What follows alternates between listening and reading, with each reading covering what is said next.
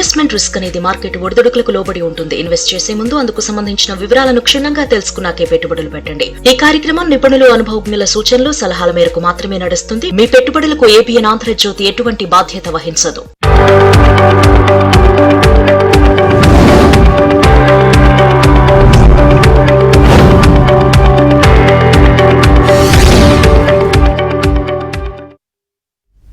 Business updates చూద్దాం. దేశీయ stock మార్కెట్లు నష్టాల్లో ప్రారంభమయ్యాయి. సెన్సెక్స్, నిఫ్టీ నష్టాల్లో ట్రేడ్ అవుతున్నాయి. Eicher motors, Hindalco, Apollo hospitals, M&M, ONGC షేర్లు లాభాలు ట్రేడ్ అవుతూ ఉండగా JSW steel, SBI, Jio financial, doctor Reddy's labs, ITC షేర్లు నష్టాల్లో కొనసాగుతున్నాయి. ఈ రోజు మార్కెట్స్ కి సంబంధించి వారి విశ్లేషణ తెలియజేసేందుకు బిజినెస్ అనలిస్ట్ వివేక ప్రసాద్ గారు లైవ్ లో సిద్ధంగా ఉన్నారు. Good morning sir. Good morning sir, ఇప్పటి వరకు అమ్ముతూ వచ్చిన FIIలు తిరిగి కొనడం ప్రారంభించారు కదా, సో మరి వారికి తోడు మ్యూచువల్ ఫండ్స్ ఎలాగూ కొంటున్నాయి? మార్కెట్ కి మంచి రోజులు రానున్నాయని భావించడం సబబే అంటారా మనం?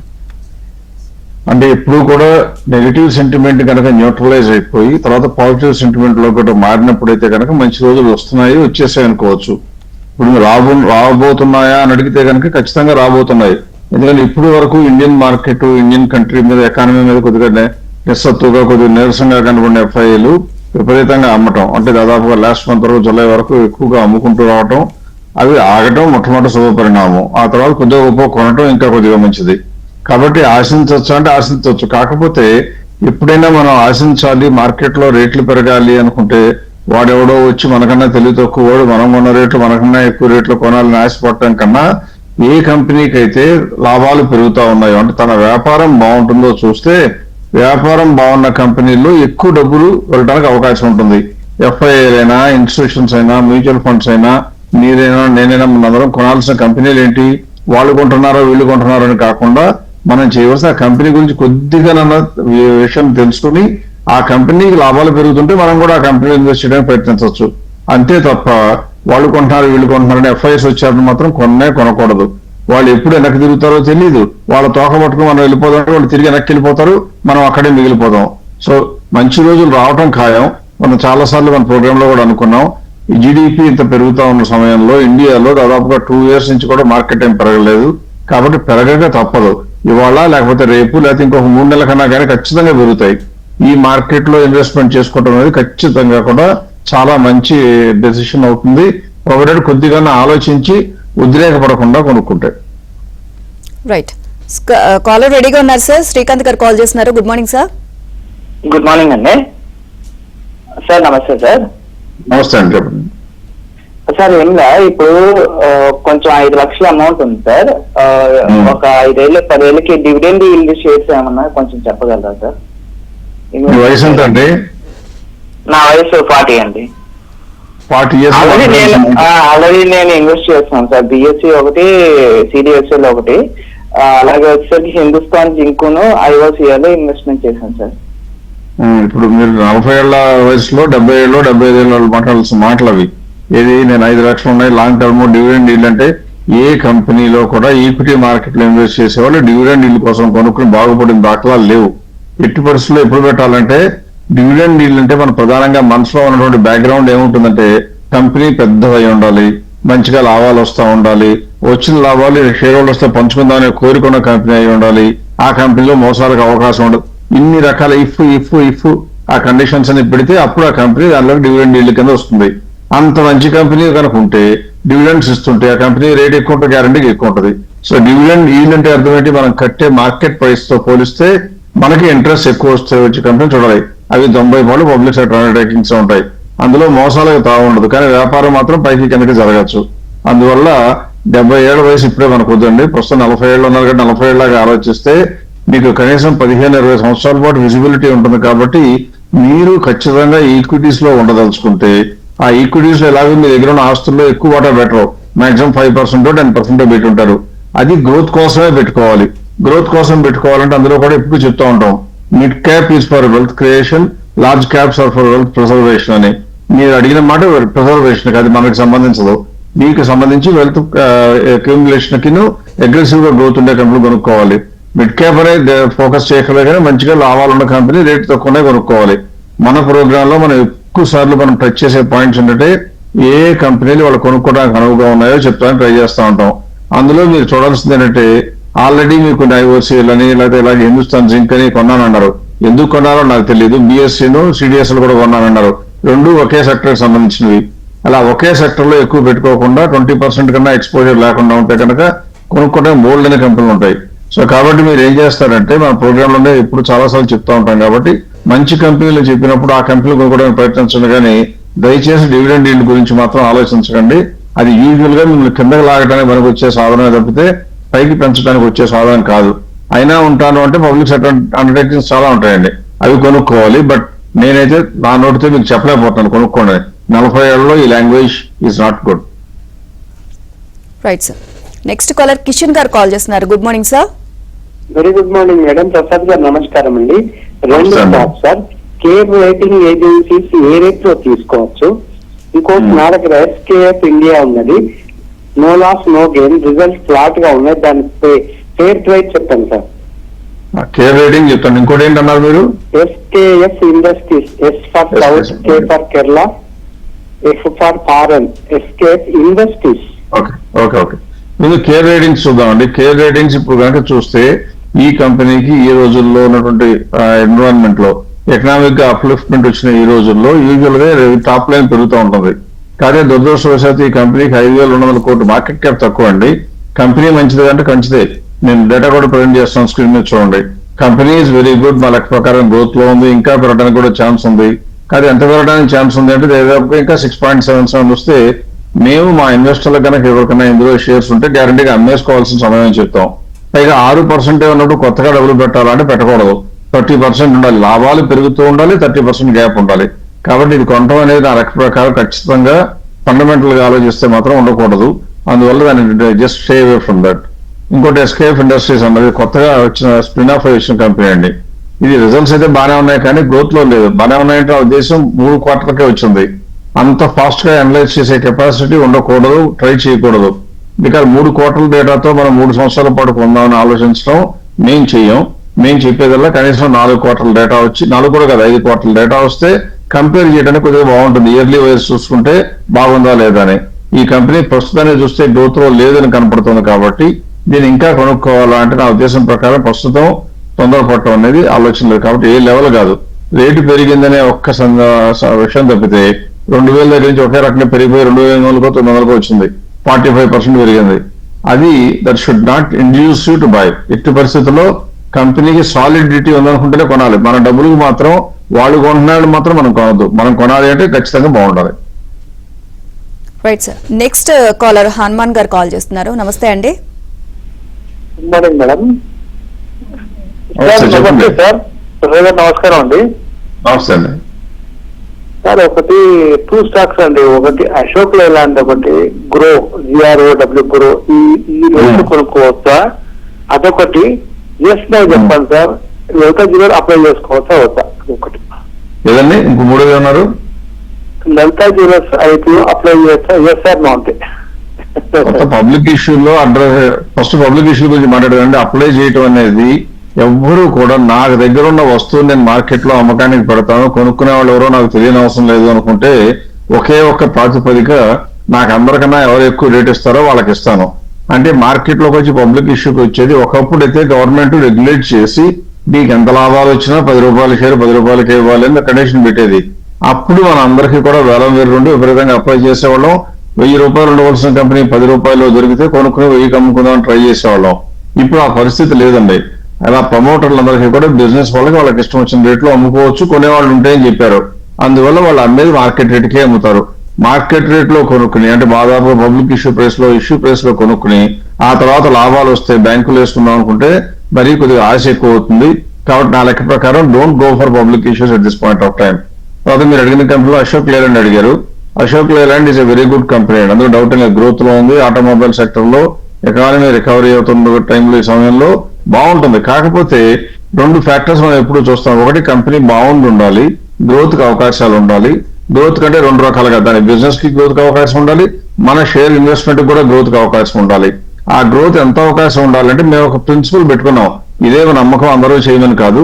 30% కన్నా గ్యాప్ లేకపోతే మేము కొనమని చెప్పము. ఎందుకంటే కొనుక్కునేటప్పుడు కొద్దిగా ఎక్కువ లాభమే ఆశిద్దాం. అది దానికి అవకాశం ఉండే కంపెనీలు బోల్డ్ అని ఉంటాయి. కాబట్టి అశోక్ లేలాండ్ లోనే చూస్తాను అనుకుంటే కనుక స్క్రీన్ మీద డేటా ప్రజెంట్ చేశాను చూడండి. అన్ని రకాల బాగున్న కంపెనీ, అంటే పెర్ఫార్మెన్స్ బాగుంది. ఇప్పుడు 6-7% కన్నా నెట్ ప్రాఫిట్ మార్జిన్ తగ్గడం లేదు, నెట్ సేల్స్ పెరుగుతున్నాయి, గ్రాస్ ప్రాఫిట్ మార్జిన్ అన్ని బాగున్నాయండి. Everything is good. కాకపోతే దానిలో ఇప్పుడు ఫెయిర్ ప్రైస్ చూస్తే 220 దగ్గర ఉంటే ఇప్పుడు 175 ఉంది. అంటే నా లెక్క ప్రకారం ఇంకో 25% పెరగడానికి ఛాన్స్ ఉంది. సో అందువల్ల ఈ రేట్ లో అయితే నేను కొనమని చెప్పను. ఇంకొక 5% తగ్గితే 30% ఉంటే కొనుక్కోవచ్చు. నాకు 25% చాలు సార్, అంతకన్నా మరీ ఆశ లేదనుకుంటే కొనుక్కోవచ్చు. రెండోది మీరు గ్రో అడిగారు. గ్రో అనే కంపెనీ ప్రస్తుతం ఇండియాలో ఆల్మోస్ట్ టాప్ కంపెనీలోకి వెళ్ళిపోయిందండి. ఎంత టాప్ అంటే ఉన్న అన్నిటికన్నా కూడా,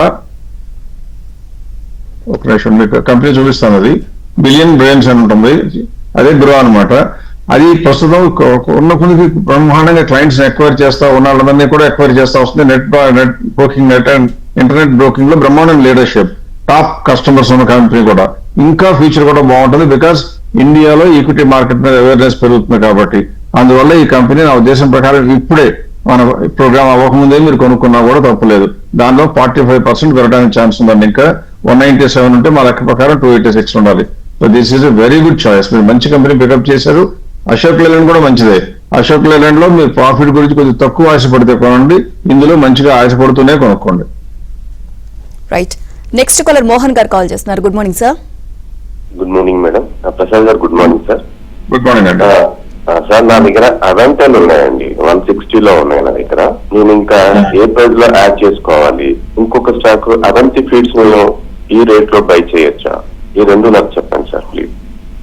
భాషా విమానం ఉందా, దురభిమానం ఉందా, ప్రాంతీయవాదం ఉందా నాకు తెలియట్లా. అంతా తెలుగు కంపెనీలో కొంటానంటున్నారు మీరు, అవాంటెల్, అవంతి ఫీడ్స్ అని.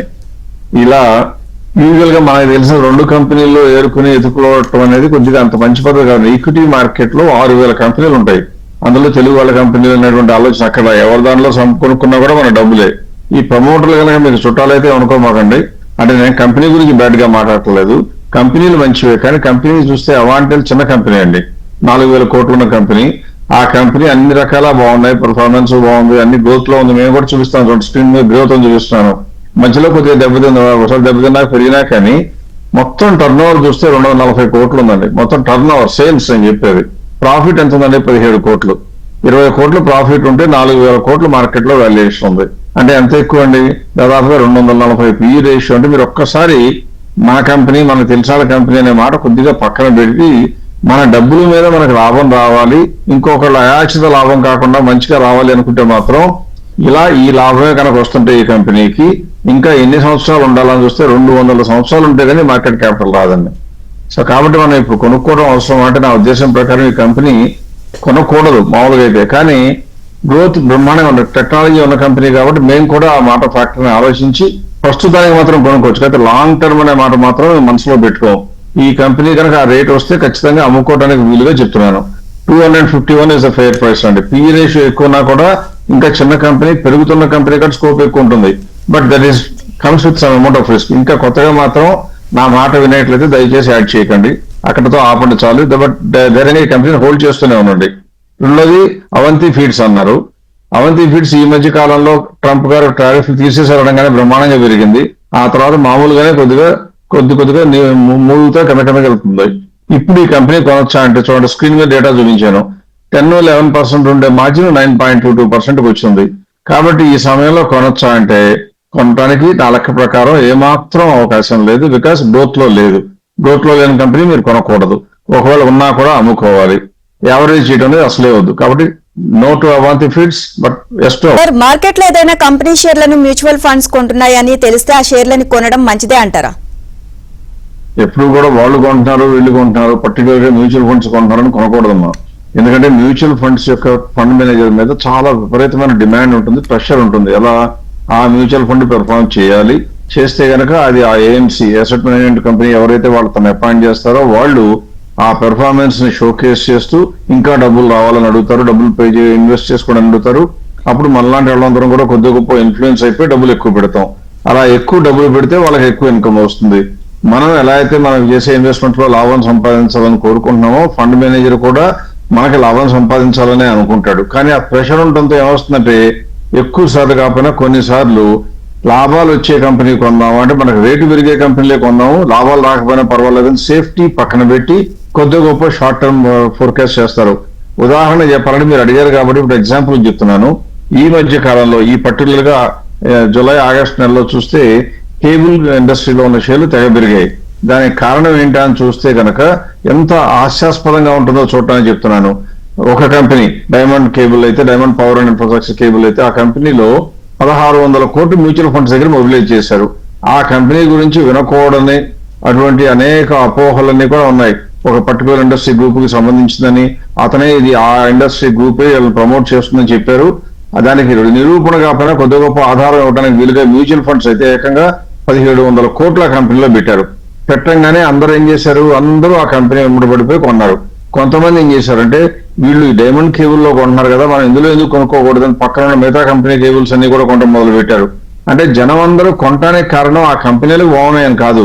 వీటన్నిటికీ వచ్చిన కారణం ఏంటంటే, ఒకటి మ్యూచువల్ ఫండ్స్ కొనటం అనేది ప్రధాన కారణం. వాళ్ళు ఎంతలో కొన్నారు ఆ కంపెనీ షేర్లు? 227 లో కొంటే ఇప్పుడు దాదాపుగా 380-380 రూపాయలకు వచ్చేసింది. అంటే కొనుక్కున్నవాడు మ్యూచువల్ ఫండ్ కొనుక్కుని 227 లో వాళ్ళకి ఆల్రెడీ లాభం వచ్చింది. ఆ లాభాలు చూసి నెట్ అసెట్స్ వాల్యూ పెరిగాయని మన దేశంలో షేర్లు మాత్రం కొనను, మ్యూచువల్ ఫండ్సే కొంటాను అని భీష్మించి కూర్చున్న మహానుభావులందరూ కూడా వెళ్ళిపోయి మళ్ళీ ఆ మ్యూచువల్ ఫండ్స్ కూడా కొంటారు. అంటే ఒక కంపెనీని పట్టుకుని పైకి పెంచితే వచ్చే లాభాలు ఎన్నో మ్యూచువల్ ఫండ్ చూడండి. నిన్న కాక మొన్న సరిగ్గా నెల రోజుల లోపల 227 లో కొంటే 390 ఉంటే వాళ్ళ యొక్క ఫండ్ మేనేజర్ తెలివితేటలు అనుకుంటాం. ఆ కంపెనీకి చెందిన ఏకైక న్యూస్ ఏంటంటే 2000 కోట్ల సేల్స్ దాదాపు 1900 కోట్లు ఎంత ఉంటే 430 కోట్ల ఆర్డర్ వచ్చింది. 430 కోట్లు ఆర్డర్. అది కూడా అందులో ఏం చెప్పారంటే డేటా సెంటర్, ఆర్టిఫిషియల్ ఇంటెలిజెన్స్ అని చెప్పగానే ఆ ఒక్క మాట పట్టుకు మార్కెట్ లో విపరీతంగా అన్నారు. మనం కనుక అటువంటి కంపెనీలో అటువంటి ధోరణిలో కనుక వాళ్ళు కొంటారు వీళ్ళు కొంటారు వెళ్ళిపోతే ఖచ్చితంగా ఇబ్బంది పడతాం. కేబుల్ ఇండస్ట్రీ మంచిది కాదు అని చెప్పను నేను, కానీ కొద్ది గొప్ప రీజనబుల్ గా ఉండాలి. 200 రెట్లు ఏంటండి లాభం వచ్చేదే ఎంత అయితే దానికి 200 రెట్లు పెట్టి కంపెనీ వాల్యుయేషన్ చేస్తాను అంటే తెలిసి మనం నిప్పుల పొయ్యిలో దూకుతున్నట్లే. సో అటువంటి పని చేయడం అనేది రిటైల్ ఇన్వెస్టర్స్ కి మంచిది కాదు. కానీ నేను ఎన్ని చెప్పినా ఇంకా చేస్తాను ఉంటారని తెలియదు కానీ, బట్ డోంట్ గో. ఎప్పుడు కూడా బేసిస్ లేకుండా పెరిగిన కంపెనీలు మ్యూచువల్ ఫండ్ కొనడానికి మాత్రం మనం చూస్తే చూడకూడదు. అంటే పులిని చూసి నక్క వాటర్ పెట్టుకున్నట్టుగా మనం let us not get into that kind of attitude. మనకు మంచిది కాదు. Right sir. Sir, software sector లో మంచివి కొనదగినవి షేర్స్ ఏమైనా ఉంటే చెప్పగలరా? ఖచ్చితంగా చెప్పచ్చు. సాఫ్ట్వేర్ ఇండస్ట్రీలో మనం ఎన్నోసార్లు చెప్తా వచ్చాము. ఏమని, ఈ ఇండస్ట్రీ గురించి పడకూడదంతా పడిపోయిన షేర్లు, కంపెనీలకు లాభాలు కూడా బాగుంటున్నాయి కాబట్టి ఖచ్చితంగా కొనుక్కోవచ్చు. బికాస్ ఈ కంపెనీకి మనందరికీ అందుబాటులో ఉన్న సాఫ్ట్వేర్ టూల్స్ అని ఆంథ్రోపిక్ అయినా, ఆర్టిఫిషియల్ ఇంటెలిజెన్స్ అయినా ఈవెన్ అవన్నీ అందుబాటులోకి వస్తున్నాయి కాబట్టి వీళ్ళందరూ కూడా మనకన్నా తెలివిగా వాడుకోగలరు. కాబట్టి ఈ కంపెనీలకి క్యాష్ రిజర్వ్స్ బాగున్న పెద్ద కంపెనీలకి మంచి లాభాలు ఉంటాయి, పెరగడానికి అవకాశం ఉంటాయి అనుకున్నాం. ఒక 2 నెలల నుంచి చెప్తున్నాం మనం. అనుకున్న ప్రకారమే కంపెనీలు పెరిగాయి, లాభాలు వచ్చాయి. చాలా మంది థ్యాంక్ యూ చెప్తున్నారు. నాకేం థ్యాంక్ యూ చెప్పక్కర్లేదు. మనకి కావాల్సిందల్లా మంచి కంపెనీలు తక్కువ రేట్లో ఉంటే కొనుక్కోవాలి. మీరు అడిగారు కాబట్టి ఇప్పుడు స్క్రీన్ మీద పెడుతున్నాను. ఇందులో సాఫ్ట్వేర్ కంపెనీలు నా ఉద్దేశం ప్రకారం 5000 కోట్ల కన్నా మార్కెట్ క్యాప్ ఎక్కువ ఉన్న కంపెనీలే షార్ట్ లిస్ట్ చేశాను. అందులో ఏదైనా కంపెనీ 30% పెట్టడానికి ఛాన్స్ ఉందా అంటే బోల్డ్ వచ్చి చూడండి మీ స్క్రీన్ మీద.